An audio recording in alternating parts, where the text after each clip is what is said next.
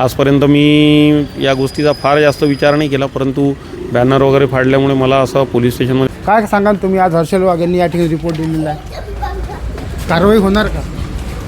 त्यांनी दिलेला नुकत्याच स्थानिक नगर परिषदेच्या पार पडलेल्या निवडणुकीतील सर्व शहरवासी यांचे लक्ष लागून असलेले आपलं चांदूर या पॅनलचे प्रभाग क्रमांक 4 चे उमेदवार हर्षल अशोकराव वाघ यांचा दिनांक 21/12/2025 रोजी लागलेल्या निकालामध्ये अपक्ष म्हणून विजय झाला।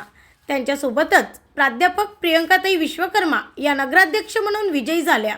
म्हणून आमच्या समर्थकांनी व शुभचिंतकांनी चांदूर रेल्वे शहरामध्ये ठिकठिकाणी आमचे अभिनंदन करणारे, आमचे फोटो असणारे बॅनर फलक लावली। त्यापैकी सिनेमा चौक या परिसरातील काही बॅनर स्वरूप रोडे राहणार आझाद चौक वाघमंगल कार्यालयाच्या बाजूला, त्याच्यासोबत अन्य काही युवकांनी मध्यरात्री फाडून टाकली असे CCTV कॅमेरामध्ये आढळून आले।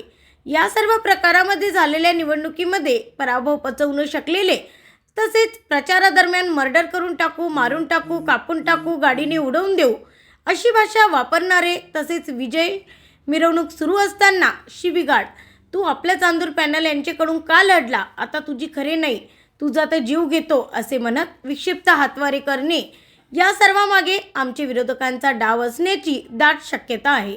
या सर्व प्रकारामुळे शहरातील शांतता व सुव्यवस्थेचा भंग करण्याचा प्रयत्न आमच्या विरोधकांकडून होत असल्याचे दिसून येते। तसेच या सर्वांकडून माझ्या व माझ्या परिवाराच्या, माझ्या सहकाऱ्यांच्या जीवाला धोका असल्याचे दिसून येत आहे।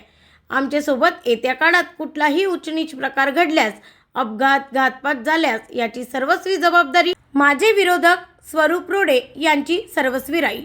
सदर प्रकरण चांदूर रेल्वे पोलीस स्टेशनमध्ये तक्रार दाखल केली असून पोलीस स्टेशन चांदूर रेल्वेने भारतीय न्याय संहितेनुसार 351(3), 324(2), 352 कलमानुसार गुन्हा दाखल झाला असून पुढील तपास चांदूर रेल्वे पोलीस करीत आहे। ब्युरो रिपोर्ट MB न्यूज, महाराष्ट्रातील बातमीपत्र, चांदूर रेल्वे, अमरावती। नेमकं असा काय प्रकार घडला तुमच्याबद्दल? नुकत्याच चांदूर रेल्वे नगर परिषदच्या निवडणुकीचे निकाल हाती लागले। याच्यामध्ये मी प्रभाग 4मधून अपक्ष म्हणून आपलं चांदूर या पॅनलकडून विजयी झालो। तसेच आमच्या आपलं चांदूर या पॅनलच्या नगराध्यक्षपदाच्या उमेदवार प्राध्यापक प्रियंकाताई विश्वकर्मा यासुद्धा विजयी झाल्या। या विजयाच्या आनंदात माझ्या समर्थकांनी, माझ्या सहकाऱ्यांनी आमचे अभिनंदनपर फलक, बॅनर पूर्ण चांदूर रेल्वे शहरात प्रभाग 4मध्ये लावले। यामध्ये तुमचे अभिनंदन फलक, जर तुमचा विजय झाला, हा विजय पैसनी पडला नाही असं तुम्हाला वाटते काय? ज्यांनी कोणी फाडले असेल त्याच्याबद्दल? 100% आमचा विजय आमच्या विरोधकांना नक्की पचनी पडला नाही। म्हणूनच त्यांनी आमचे सिनेमा चौक परिसरातील धर्मशाळेजवळ सिनेमा चौकातील मेन चौकात लावलेले सर्व फलक फाडून टाकले। सोबतच हे सर्व फलक फाडतानाचे CCTV फुटेजसुद्धा आमच्याजवळ उपलब्ध आहे। आणि आमच्या विजयी मिरवणुकीत सदर इसमाने स्वरूप रोडे नामक हा इसम आहे, सदर इसमाने आमच्या विजयी मिरवणुकीतसुद्धा अडथळा आणण्याचा बरेचदा प्रयत्न केला। सोबतच प्रचारादरम्यानही नेहमी म्हणायचा की तू आपलं चांदूर या पॅनलकडून कसा काय लढतो आहे, तू इकडून कसा काय लढतो, असं मला पाहून बरेचदा हा बोलायचा। म्हणून मला पूर्णपणे शंका आहे की याच्यामध्ये माझ्या विरोधकांचाच हात आहे। बरेचदा अशी चर्चा निवडणुकीदरम्यान कानावर यायची की तुमचे विरोधक, म्हणजे माझे जे विरोधक होते ते म्हणायचे की त्याला आम्ही पाहून घेऊ, मारून टाकू, कापून टाकू। अजूनही त्यांची ही भाषा चालू आहे, बाहेरून माझ्या कानावर येत आहे। आजपर्यंत मी या गोष्टीचा फार जास्त विचार नाही केला, परंतु बॅनर वगैरे फाडल्यामुळे मला असं पोलीस स्टेशनमध्ये तक्रार देणं खूप गरजेचं वाटलं। तुम्ही ते एक अपक्ष म्हणून निवडून आले, कुठल्या पक्षाचा तुम्ही पाठिंबा न घेता, कुठल्या पक्षाचं सहकार्य न घेता तुम्ही अपक्ष आले। नेमकं म्हणजे तुम्ही अपक्ष येत असताना सुद्धा तुमच्यावर असं का अशी आक्रमक भूमिका ज्या बाहेरचे लोक घेत आहेत?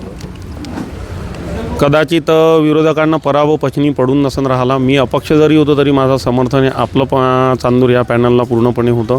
म्हणूनच आम्ही आमच्या परीनं पूर्णतः प्राध्यापक प्रियंकाताई विश्वकर्मा यांचं काम करून त्यांना चांदूर रेल्वे शहरात विजय मिळवून देण्यास पूर्ण भूमिका आमची ठेवलेली होती। हे सर्व आमच्या विरोधकांना पचनी पडलं नाही, त्याच्यामुळे ते आता हे काहीतरी कृती करत आहे। पण आपल्या माध्यमातून एक सांगू इच्छितो, विरोधकांनी कसंही वागलं, कुठेही वागलं तरी आता आम्ही थांबणारे नाही आहे। शहराच्या विकासासाठी आम्ही नक्की आमचं 100% योगदान देत राहू। नक्कीच आपल्यासोबत या ठिकाणी काय सांगाल तुम्ही, आज हर्षल वाघ यांनी या ठिकाणी रिपोर्ट दिलेला आहे, कारवाई होणार का? त्यांनी दिलेल्या तक्रारीवरून आम्ही कारवाई करू आणि गैरहजर जे आहे त्यांना बोलवून त्यांच्यावर प्रतिबंधक कारवाई करण्यात येईल. काय वाटतं लिंगोट साहेब घडलेल्या प्रकाराबद्दल घडलेलं काय वाटतं? आम्ही ते श्रीमान हर्षल वाघ साहेबांनी जी दिलेली तक्रार आहे त्या तक्रारावर आम्ही योग्य ते कारवाई करू. नक्कीच या ठिकाणी लिंगोट साहेबांनी म्हटलेले आहे का दिलेल्या तक्रारून हर्षल वाघ यांनी आम्ही नक्कीच कारवाई करू आणि थेट आपण चांदुरली येथील पोलीस स्टेशनमध्ये आहे आणि